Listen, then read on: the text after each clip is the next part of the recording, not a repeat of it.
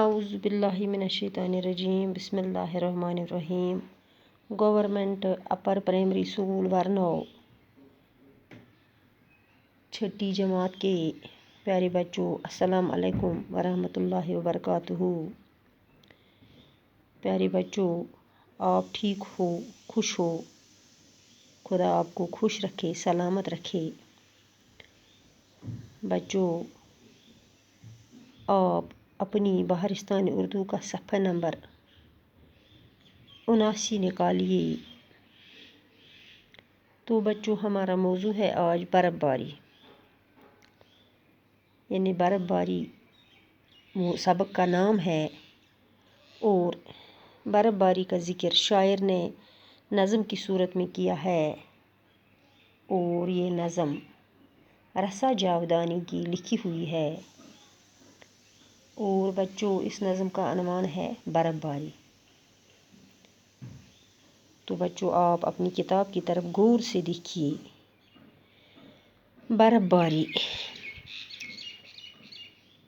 2 دن سے جاری ہے برف باری، یہ شان باری یہ کردگاری، وادی ہماری چاند کی ساری، کنسر کے بن میں وطن میں ہے برف، 2 دن سے جاری ہے برف باری۔ تو بچوں، آپ اپنی کتاب کا صفحہ پلٹ دیجیے۔ کوہ و بیاباں ہموار، کوہ و بیابان ہموار، صحن و گلستان، کوہ و بیابان ہموار میدان، صحن و گلستان، بن اور پریشان، مستور یکسر معمور یکسر، اکنور یکسر کافور یکسر۔ کوہ و بیابان ہموار میدان، شام و سحر، شام و سحر گم، شمس و قمر گم، سب خشک و تر گم، دیوار و در گم، ہر ایک بشر گم، سردی کے ڈر سے نکلے نہ گھر سے، دن رات برسی۔ شام و سحر گم، شمس و قمر گم، مزدور بے بس، مزدور بے کس ہے سخت بے بس۔ تو بچوں،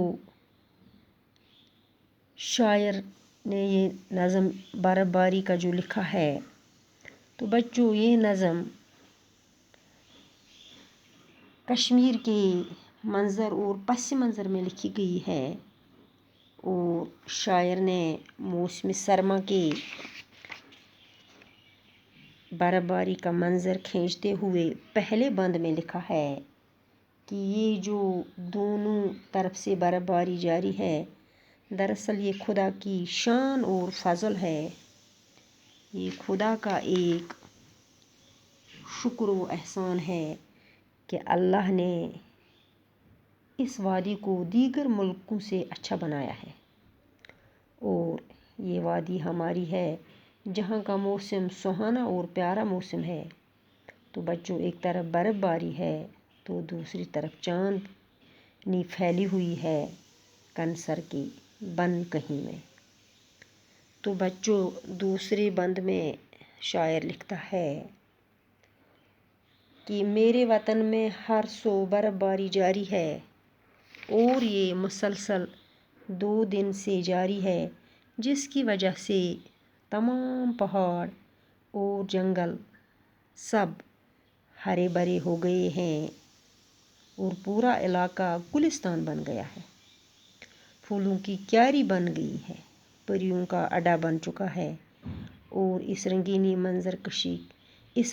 کی منظر کشی کرتے ہوئے شاعر کہتا ہے کہ اس کا یہ حسن پوشیدہ ہے اور چھپا ہوا ہے، جبکہ پورا علاقہ آباد ہے، ہرا بھرا ہے، اور پورا وطن پر نور ہے، اور وادی خوشبو سے معطر ہے، جس کی وجہ سے پہاڑ اور ویرانہ جگہیں سب ہموار ہیں، یعنی کوہ و بیابان ہموار میدان، شام و سحر گم شمس و قمر گم۔ تو بچوں تیسرے بند میں شاعر کہتا ہے کہ وادی کے اس پرنور منظر کی منظر کشی کرتے ہوئے یہ شاعر کہتا ہے کہ اس وادی میں سورج اور چاند، تارے اور صبح و شام سب اس میں گم ہیں، یعنی شام و سحر گم شمس و قمر گم، سب خشک و تر گم دیوار و درگم، ہر ایک بشر گم سردی کے ڈر سے نکلے نہ گھر سے، دن رات برسی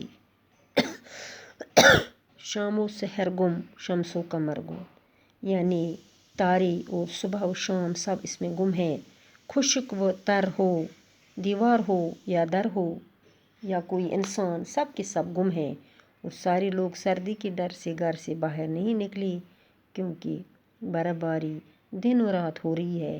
ایسے میں شام اور صبح، چاند اور تارے سب کے سب اس کی خوش منظری میں گم ہیں۔ تو پیارے بچوں، اس نظم میں یہ جو ہم نے 3 بند پڑھی تو اس میں ہمیں کچھ الفاظ آئے۔ بچوں آپ ان الفاظ کو انڈر لائن کیجیے اور ان کا معنی لکھیے، یعنی شان باری منی خدا کی شان، کردگاری منی خداوند، کن بدرواہ میں بچوں ایک جگہ کا نام ہے، کوہ منی پہاڑ، بیابان منی جنگل یعنی ویران جنگل، پرستان بچوں پریوں کی جگہ کو جہاں پریاں رہتی ہیں اسے پرستان کہتے ہیں۔ اور بچوں اور ایک لفظ ہے معمور یعنی بھرا ہوا، مستور منی چھپا ہوا پوشیدہ، کافور مشک کافور کا نام آپ نے بچوں سنا ہوگا، یہ ایک خوشبودار سفید مادہ ہے جو بطور دوا بھی استعمال کیا جاتا ہے۔ شمس منی سورج،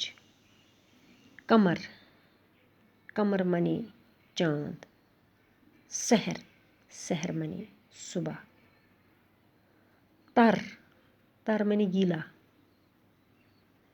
بشر ہر ایک بشر گم سردی کے ڈر سے نکلے نہ گھر سے، دن رات برسی، بشر منی آدمی، بے کس منی بے سہارا۔ تو پیارے بچوں ہم نے یہ سبق پڑھا برف باری، پہلے 3 بند ہم نے اس کے پڑھے، ان کا معنی بھی پڑھا۔ تو بچوں آپ دوبارہ اس نظم کو یاد کیجیے، دہرائیے، اور جہاں پر آپ کو کسی الفاظ کا معنی سمجھ نہ آیا ہو تو انشاءاللہ وہ ہم ٹھیک کریں گے۔ باقی وسلام، خدا حافظ۔